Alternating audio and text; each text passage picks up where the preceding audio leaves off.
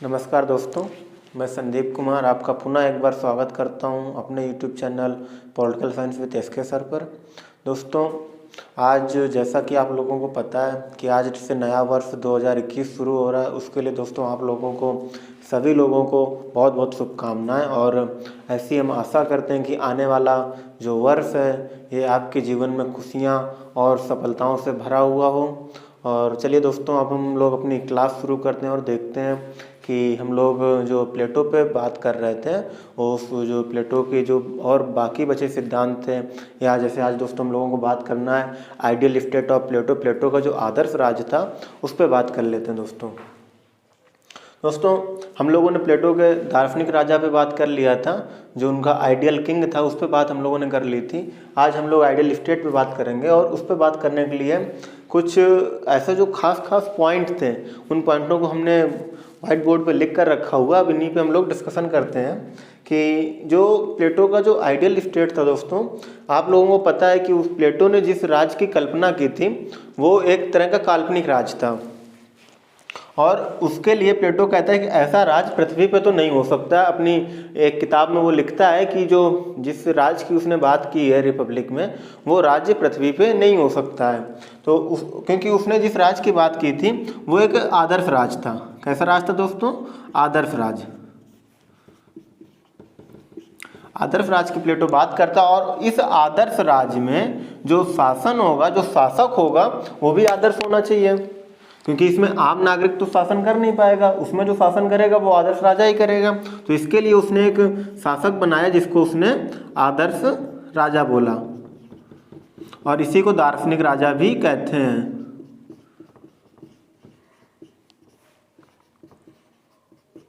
इसी को दोस्तों वो दार्शनिक राजा भी कहता है। और उसका कहना है कि जो आदर्श राज होगा उस पर दार्शनिक राजाओं का ही शासन होगा। और ये दार्शनिक राजा कौन था दोस्तों?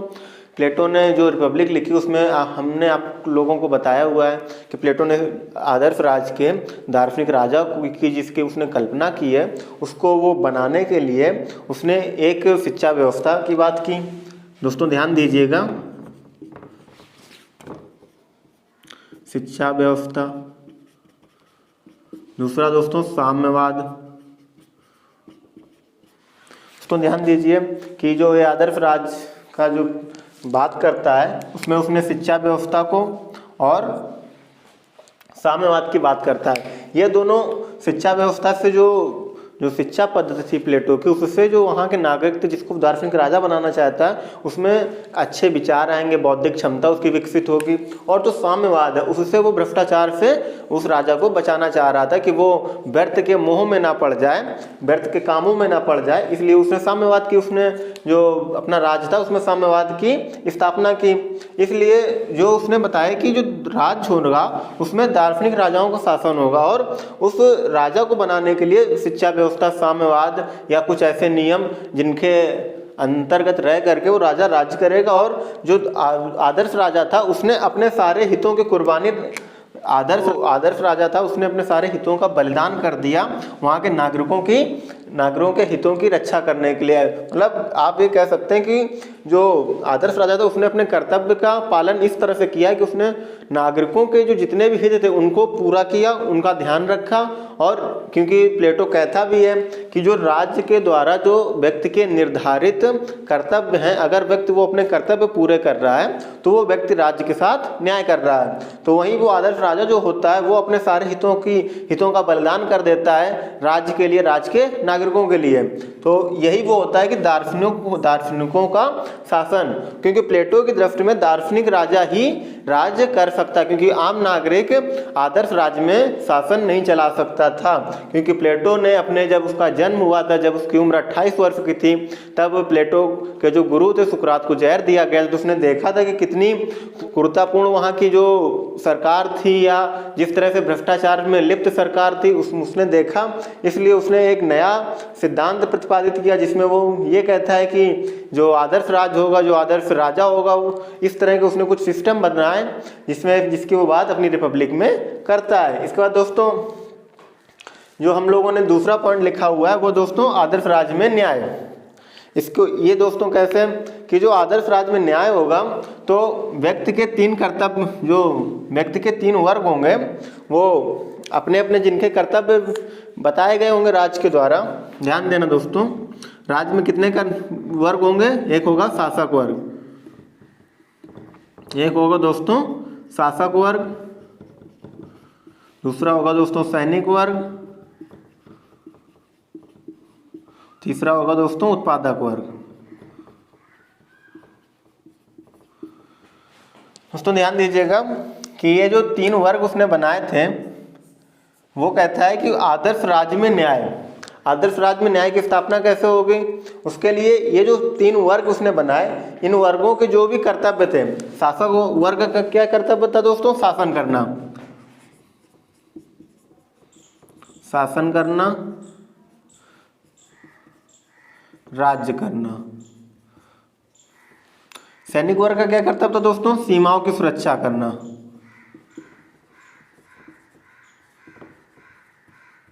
सीमा की सुरक्षा करना। उत्पादक वर्ग का क्या था दोस्तों? कि जो भी व्यापार था या जो भी वहाँ के कार्य थे, जो बाकी के ऊपर के वर्गों से जो कार्य छोड़ दिए जाते हैं वो कार्य उत्पादक वर्ग करेगा। और वो कार्य कौन से दोस्तों? कृषि, शिल्प या मजदूरी, ऐसे जो कार्य थे वो बाकी के कार्य करेंगे। अगर ये व्यक्ति जो राज्य के द्वारा जो इनके कार्य निर्धारित कर दिए गए, जो कर्तव्य निर्धारित कर दिए गए, अगर वो कार्य पूरे कर रहे हैं, ईमानदारी से कर रहे हैं, तो वो व्यक्ति न्याय की स्थापना कर रहा है। और इसी तरह से प्लेटो के आदर्श राज्य में न्याय की स्थापना होती है। ये उसकी विशेषताएं आदर्श राज्य की। उसने जो दोस्तों फिर उसने बताया नागरिकों के तीन वर्ग। तीसरा वर्ग है दोस्तों, उसने बताया नागरिकों के तीन वर्ग होंगे। नागरिकों के तीन वर्ग कैसे होंगे दोस्तों? उसने एक शासक वर्ग बताया, दूसरा सैनिक, तीसरा उत्पादक। यही तीन वर्ग उसके आदर्श राज्य में होंगे। इसके बाद दोस्तों समान अधिकार की बात करता है। ध्यान देना दोस्तों, समान अधिकार की बात करता है। समान अधिकार दोस्तों कैसे?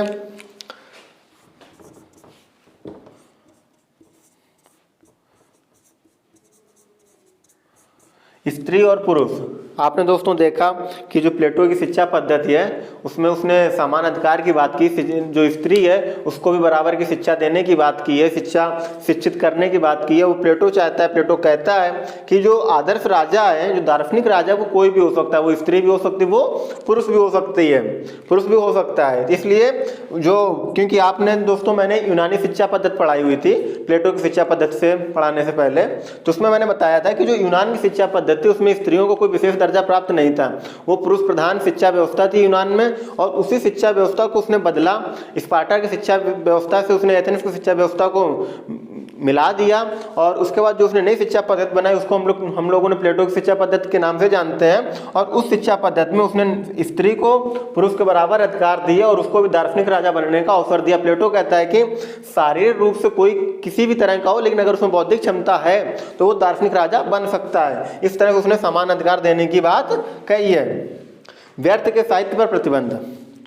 दोस्तों आप लोगों ने देखा कि जो प्लेटो ने शिक्षा व्यवस्था बताई उसमें जो उसने प्रारंभिक शिक्षा व्यवस्था थी उसमें वो कहता है कि जो सिर्फ बालक को जो 6 से 18 वर्ष तक जो उसको शिक्षा देनी है उसमें सिर्फ उसको साहित्य पढ़ना है, साहित्य और अलंकार। उसको सिर्फ साहित्य और अलंकार के बारे में पढ़ाना था। और दोस्तों और व्यायाम भी इसी उम्र एज ग्रुप में उसको व्यायाम भी कराने थे। तो यहाँ पे जो साहित्य का वो बात करता है, वो साहित्य वो चाहता है कि जो युवा हो, क्योंकि दोस्तों आप देखिए कि जो उम्र होगी यहाँ पे 6 से 18 और 6 से 20 वर्ष की एज जो रहती है, 6 से 20 वर्ष की जो एज रहती है उसमें 18 से 20 वर्ष की एज में उसको सैनिक शिक्षा दी जाती है। तो आप ये कह सकते हैं कि जो 6 से 18 वर्ष की एज रहती है उसमें उसको साहित्य, अलंकार, व्यायाम के बारे में, अच्छी शिक्षा, नैतिक शिक्षा के बारे में जो बताया जाता है। तो उसमें वो कहता है कि जो युवा होते हैं, जो नई उम्र के लोग होते हैं, उनको अच्छे साहित्य पढ़ने चाहिए। क्योंकि अगर उनको गलत साहित्य या कुछ गंदी बातें बताई जाएंगे, गंदे साहित्य पढ़ाए जाएंगे, जिससे अगर उन लोगों ने उन साहित्यों को पढ़ा तो उनका जो दिमागी संतुलन है, या कह सकते हैं आप कि वो व्यसनपूर्ण कार्यों में लग जाएंगे, उनमें लिप्त हो जाएंगे और वो अपने राज्य के साथ, अपने खुद के साथ न्याय नहीं कर पाएंगे। इसलिए प्लेटो कहता है कि व्यर्थ के साहित्य पर प्रतिबंध होना चाहिए। वो अपनी शिक्षा व्यवस्था में इसीलिए कहता है कि जो व्यर्थ का साहित्य है उसमें प्रतिबंध होना चाहिए और जिससे व्यक्तियों का, नागरिकों का नैतिक विकास पूर्ण रूप से हो सके। इसके बाद दोस्तों शिक्षा व्यवस्था पर राज्य का नियंत्रण कहता है, राजा का या राज्य का नियंत्रण होता है, क्योंकि दोस्तों प्लेटो देखता है कि जो स्पार्टा की शिक्षा व्यवस्था थी वहाँ पे राज का नियंत्रण था, वो राज द्वारा नियंत्रित शिक्षा व्यवस्था थी, और जो एथेंस की शिक्षा व्यवस्था थी वो व्यक्ति द्वारा नियंत्रित थी। जैसे प्लेटो खुद है, प्लेटो क्लीन वर्ग से संबंधित था और उसकी जो शिक्षा हुई वो सोफिस्ट विचारकों के द्वारा हुई है।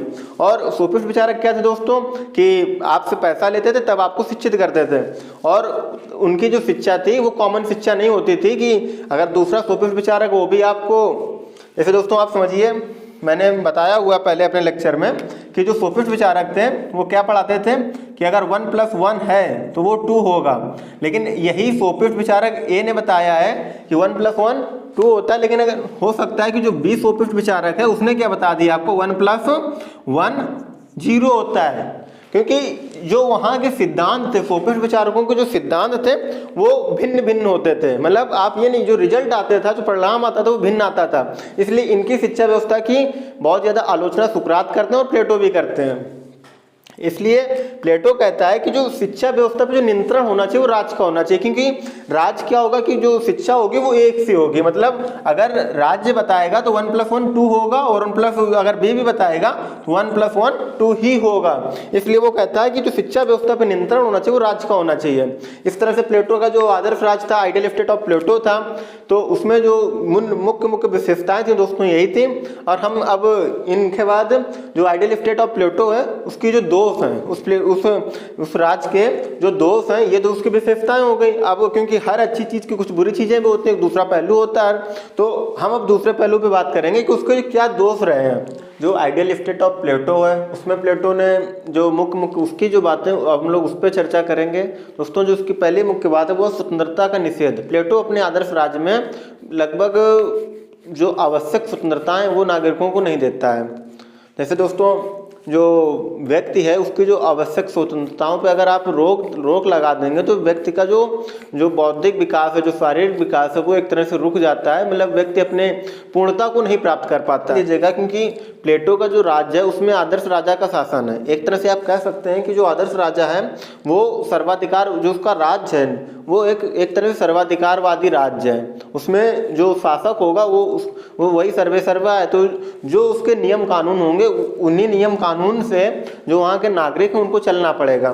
तो अगर उन लोगों ने जो वहाँ का राजा है अगर उसने व्यक्ति की स्वतंत्रता पे किसी तरह की रोक लगा दी तो व्यक्ति का जो उसका विकास होना है उस राज्य में वो नहीं हो पाएगा, क्योंकि किसी भी व्यक्ति की स्वतंत्रता के अभाव में उसका उचित विकास संभव नहीं है। इस तरह से वो राज्य में जो इनका सर्वाधिकारवादी राज्य है उसमें स्वतंत्रता का वो निषेध करता है। दूसरा पॉइंट क्या दोस्तों, कार्यात्मक विशेषीकरण की पद्धति का अनुचित प्रयोग। इसमें दोस्तों क्या है कि उसने जो राज्य में 3 वर्ग बनाए दोस्तों, जो राज्य में उसने 3 वर्ग बनाए उसमें क्या कहता है कि जो बौद्धिक क्षमता से भरा हुआ है, पूर्ण है, वो शासक वर्ग बन जाएगा,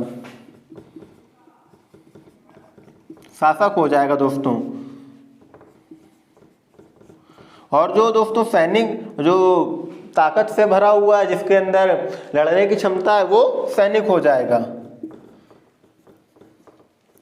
और जो दोस्तों व्यापार करने की क्षमता जिसमें है वो उत्पादक वर्ग में आ जाएगा, उत्पादक वर्ग। तो दोस्तों इस तरह से आप देख रहे हैं कि उसने कार्यात्मक विशेषीकरण की पद्धति का अनुचित प्रयोग किया। आप मान लेते हैं कि अगर कोई ए व्यक्ति है, अगर कोई ए व्यक्ति है उसके अंदर ताकत भी बहुत है, उसके अंदर ताकत भी बहुत है और बुद्धि से भी भरा हुआ है, लेकिन होता क्या है कि जो इसकी परीक्षाएं होती हैं वो किसी कारणवश वो परीक्षा को नहीं पास कर पा रहा है, उसको उत्तीर्ण नहीं कर पाया, तो वो तो शासक वर्ग बन नहीं पाया। अगर जो 20 वर्ष की परीक्षा, 20 वर्ष की आयु में जो परीक्षा होती है इनकी शिक्षा व्यवस्था में, और क्योंकि शासक वर्ग नहीं बन पाया, 20 वर्ष की आयु में जो इनकी परीक्षा होती है वो सैनिक वर्ग के लिए होती है। वहाँ पे जो फेल हो जाते हैं वो उत्पादक वर्ग बन जाते हैं, जो पास होते हैं वो ऊपर जाते हैं। तो दोस्तों यहाँ पे क्या होता है कि जो सैनिक वर्ग है वो तो सैनिक वर्ग बन गया, लेकिन अगर जो फेल होगा वो तो उत्पादक वर्ग में जाएगा।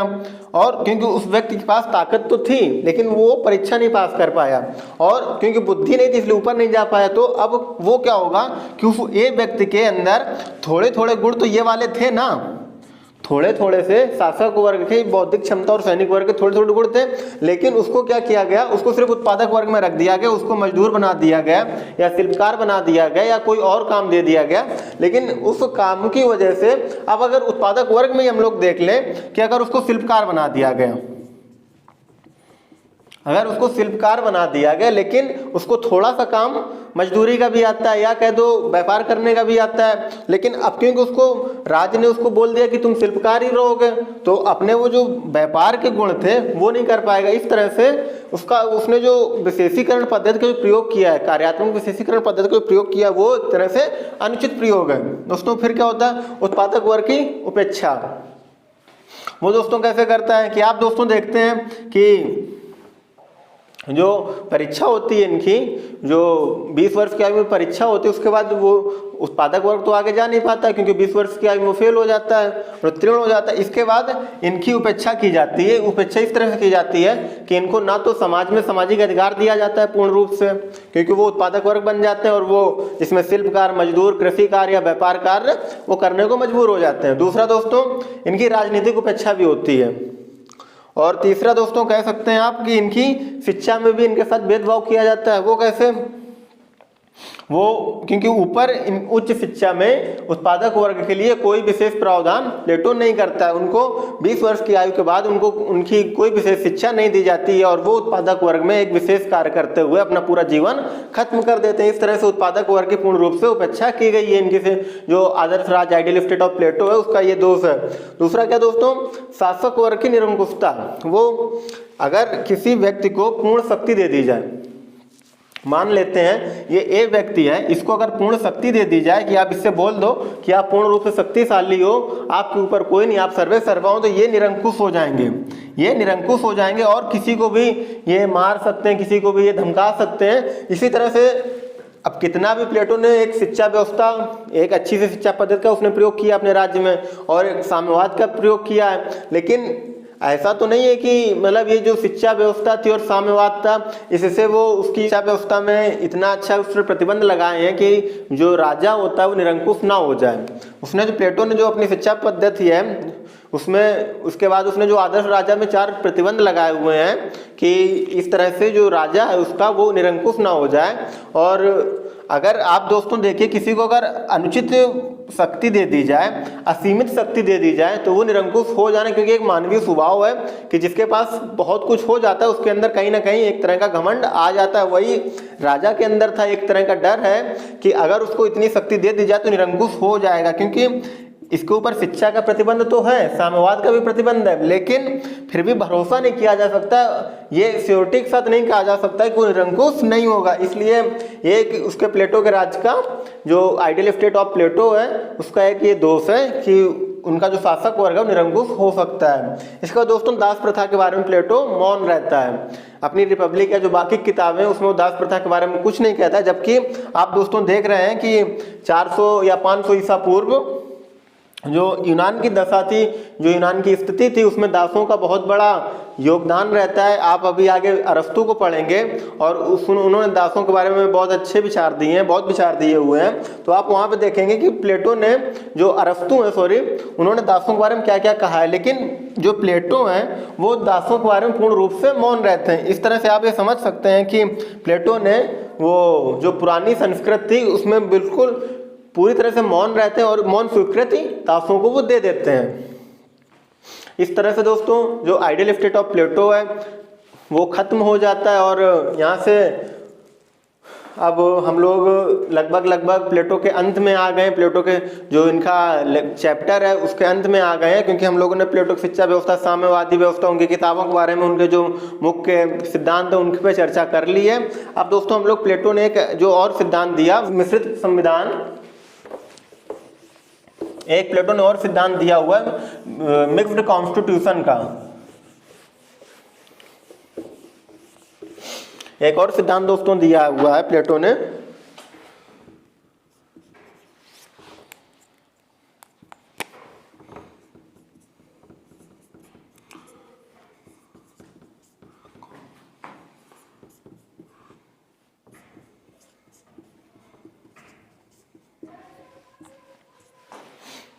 प्लेटो ने एक और थ्योरी दी है अपने, ये उन्होंने दिया है दोस्तों, याद रखना,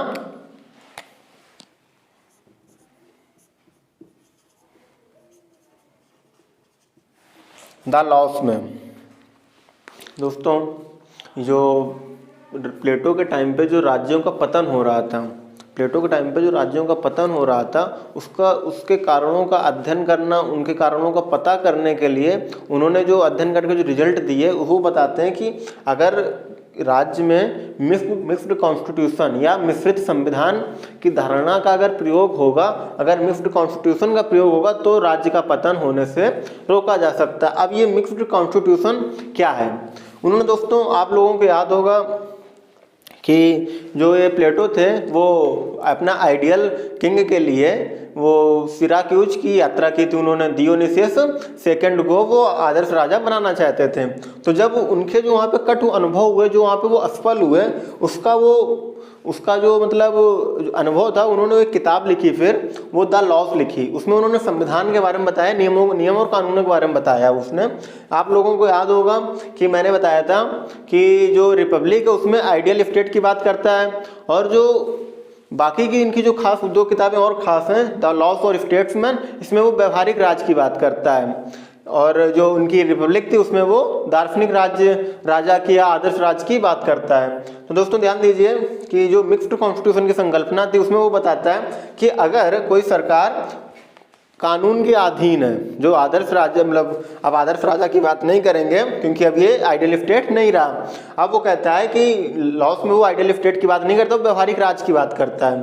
तो जो व्यवहारिक राज में क्या होगा कि आप स्वर्ग की बात नहीं करेंगे, आप धरती की बात करेंगे, और धरती पे कौन रहता है? मानव रहता है। मानव नॉर्मल होता है, वो साधारण होता है। तो अगर साधारण मानव है तो उसको उस पर शासन करने के लिए कोई ना कोई कानून होगा। तो वो कहता है कि कानून के अधीन एक सरकार होनी चाहिए, जो राजा होगा वो कानून के अधीन होना चाहिए, ऐसा नहीं कि वो निरंकुश हो जाए। और दूसरा क्या होगा कि वो न्यायप्रिय होना चाहिए, कानून के अधीन रह करके वो न्याय भी करे, और एक ऐसी सरकार होनी चाहिए जो लोगों के हितों का ध्यान रखे। इसके बाद वो कहता है कि जो नियम होंगे उसमें जनतंत्र की स्वतंत्रता का समावेश होना चाहिए, जो लोग होंगे, जो नागरिक होंगे राज्य के, उनकी स्वतंत्रता का समावेश उसमें होना चाहिए। और दूसरा कहता है कि उनकी स्वीकृति भी होनी चाहिए। अगर कोई कानून बन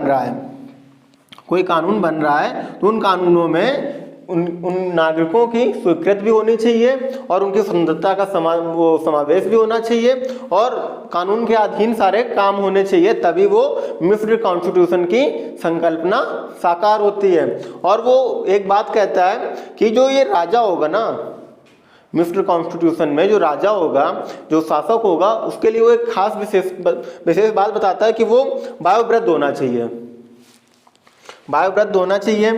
दूसरा क्या होगा? श्रेष्ठ कुल से संबंधित होना चाहिए।